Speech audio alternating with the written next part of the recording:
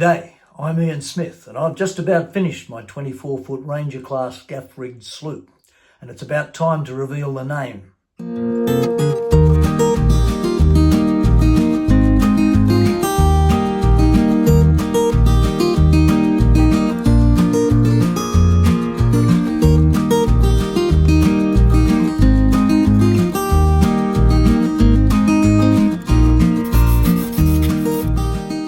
It's important to choose a good name for a boat. My old mate Harry Driftwood used to say that a name had to be clearly understood over a crackling radio on a hard night at sea.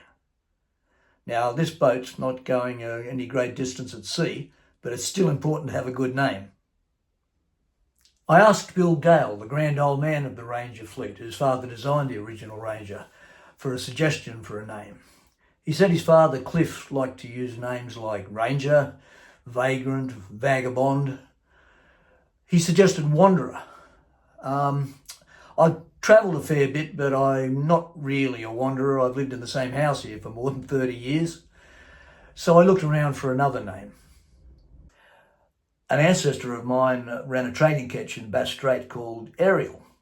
Well, it was Ariel, but pronounced Ariel at the time, my uncle said. But people were going to associate that with the Littlest Mermaid, and there's a few boats of that name around, so I decided against that. Our house is named Melaleuca, after the tea tree Melaleuca quinquenerva growing on the footpath, a great timber for boat building in the form of knees. And I considered using that name, but it would have been too confusing given the existence of the Ranger type Melaleuca. I carved the name board on a bit of tea tree as practice for carving the lettering on the transom of the boat. I ended up choosing a name that was used by several different boats on Sydney Harbour in the late 19th century. One was a Walter Reeks yacht, another was a 24-foot open boat that was often skippered by Jack Robinson, the father of wee Georgie Robinson, who built the original 18-footer Britannia, which I replicated and sailed for many years. So there was a bit of a connection there. It's important to have a connection to the name. The first little yacht I built for myself in the 1980s, we named Tyrrek, after a local name for a Shetland Islands seabird, which was fitting because some of my ancestors were seafarers from the Shetland Islands. Though I didn't know that at the time, we just liked the name. Our next yacht was built at home but finished off at my workshop in Glebe in the Blackwattle Studios, an old timber yard complex of buildings that housed over 100 small craft businesses. There were furniture makers and restorers, stonemasons, architects, and even boat builders. There was a cafe on site and a real community there evolved through the 1990s. The owner decided it was going to be more profitable to sell it to a developer than to just continue to cop $1 million a year in rent. So we launched our boat 1 week before the wreckers moved in June 2000. Everyone was pretty upset about losing the place. We kept the name of the boat secret, and when Tricia poured the champagne and I whipped off the covering over the name Blackwattle, many in the crowd burst into tears. Now that was a significant name. Unfortunately, when we sold Blackwattle 8 years later, the new owner changed the name to Tom Thumb, which was a big disappointment, but he did love the boat and he used it a lot and looked after it. And perhaps Tom Thumb meant something special to him. When I launched my Britannia replica in 2002, I had no real choice but to use the original name, with just a few qualms, because at the time I was keen on Australia becoming a republic. Our son Jordan did most of the work on our next yacht, and he chose the name Serenity and carved it on the transom. Serenity was a nod to the classic Australian movie The Castle, where Michael Caton's character out on his boat at Bonnie Doon says, "How's the Serenity?"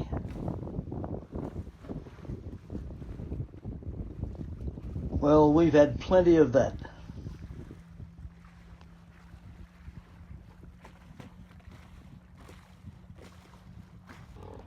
This is Tricia's favourite boat, our Fisher skiff she named Grace Lanyon after a favourite aunt.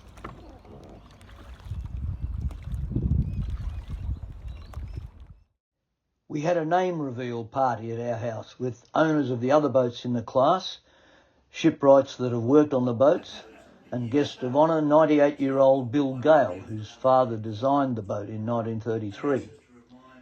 We wouldn't all fit in the shed behind the boat, so I made a short video starring me and Bill Gale, which had most of the footage you've just seen.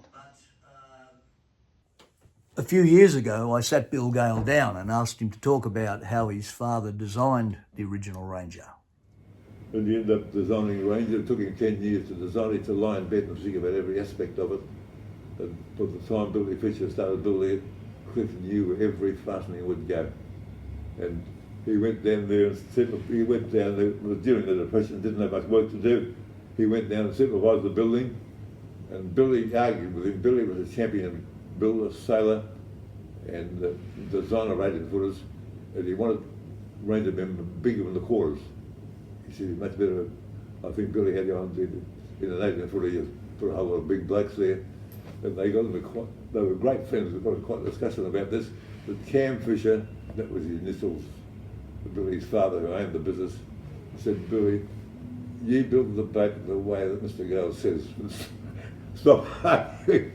So that one, however, he didn't intend to race her. The prime thrust was for cruising around the place, single-handed sailing, family holidays, very stable at rest, at mooring, and also a good motorboat. He didn't intend to race it. She would have been a very different line if he intended to race her. One thing I'll say about Ranger, and I think it applies to all these boats, they haven't got any vices. They will handle it all the time. If there's a problem, it's the crew and the skipper that's made a mistake, not the boat. She will never let you down. She will do exactly what you tell her to do. And if you do something, you tell her something stupid, she'll do it. I'm going to have Bill Gale announce the name of my Ranger. Most Rangers have been altered. Either the boat builder didn't worry about it and just let it go in different areas, or the owner wanted altered or something. But the Cherub and the Kilkie are the closest to Ranger. They're very close. But Ian's boat will be a Ranger. She will build exactly to the plan. And she will make a name for herself because Ian has had such experience in 18-footers, and there's a relationship between Ranger and 18-footers, and I will be delighted that this be played and she be named volunteer as she hits the water.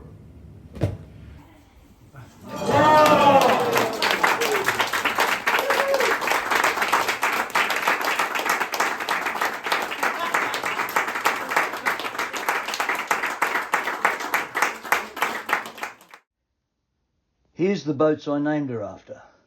The Walter Reeks designed cutter Volunteer, and the 24-foot open boat Volunteer, built by Hubbard on Glebe Point and skippered by Jack Robinson, father of wee Georgie. Now, I'm not an expert woodcarver, so this is not going to be a thorough how-to video. I'm just going to show you how I did it. I recommend that you look at a couple of videos by an American guy called Reed Hayden. One of them was done for the Off-Centre Harbour mob, another for the Wooden Boat magazine's Mastering Skills video collection. They both feature Reed, who's an absolute master craftsman. It's just impressive to watch him. And he mostly uses just a single tool. He uses a V tool. He has so much experience in doing it that he can just do magic with that one tool. I think he occasionally still runs classes in America too, so if you live somewhere in the northeastern of the United States, do yourself a favour and sign up to one of his classes. On YouTube, there's also some good videos put out by the Shaft Tools mob using slightly different techniques. And as usual, there's also on YouTube a bunch of rubbish that you shouldn't waste your time on. I can also recommend this book by Chris Pye, which I was able to buy online quite easily. He uses a different bunch of techniques, but he still comes up with a beautiful result. I ended up using a combination of techniques, and I did a few practice runs before I committed to carving my beautiful transom. Our Lyle Hess 24 Serenity has carved registration numbers, which our son Jordan had carved, but they were looking a bit tired after several severe sandings, so I decided to build up my skills by recarving those. They're carved in teak, which is a bit tougher than the soft carving woods Reed Hayden uses, so I used a combination of techniques using both the V-tool and a range of straight chisels. After reapplying paint and varnish, I fastened them back on the boat.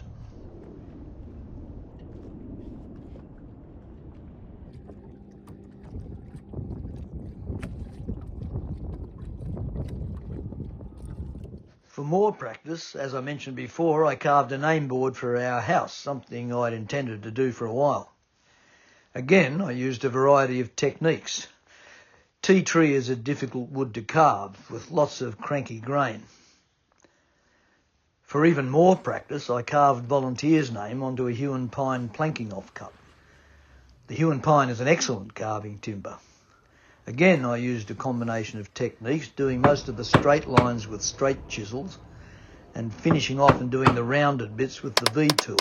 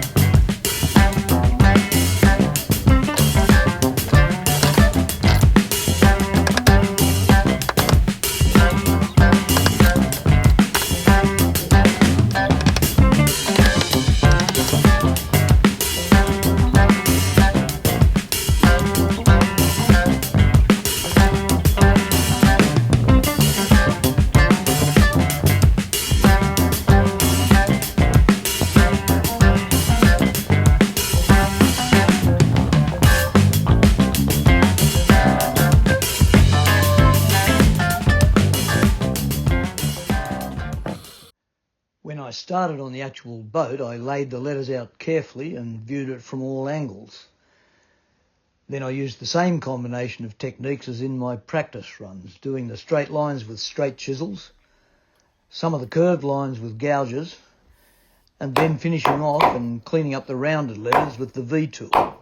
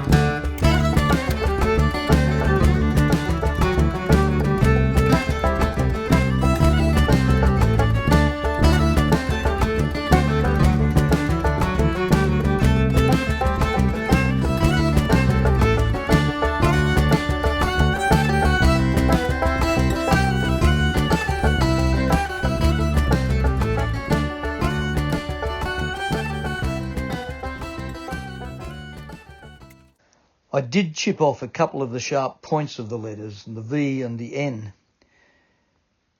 Seeing it will all be painted, I repaired the damage with epoxy filler.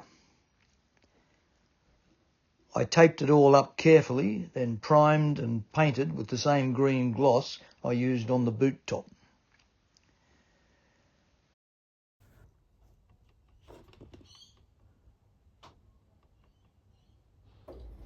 Next episode we'll get back to some physically harder work, assembling the spotted gum deadwood and rudder. Thanks for watching, and we'll see you then.